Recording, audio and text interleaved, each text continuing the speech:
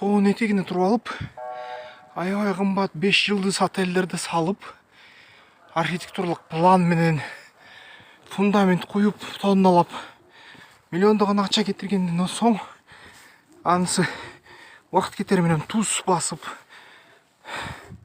ар кандай ошо көө басып, ушунда бузулат да. Андан көрө ушундай эле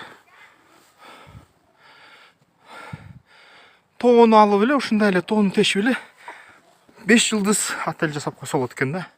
Мына өзүнчө жоморку болуп калат экен. Мынакей могул номер, мисалы үчүн отелдин номери 2401 дейт. Хоббиттердин үйүндөрүндөй эле болуп калат экен. Тоонун этегинде эле тешилген ушундай отелдер. Көрөмө Түркия.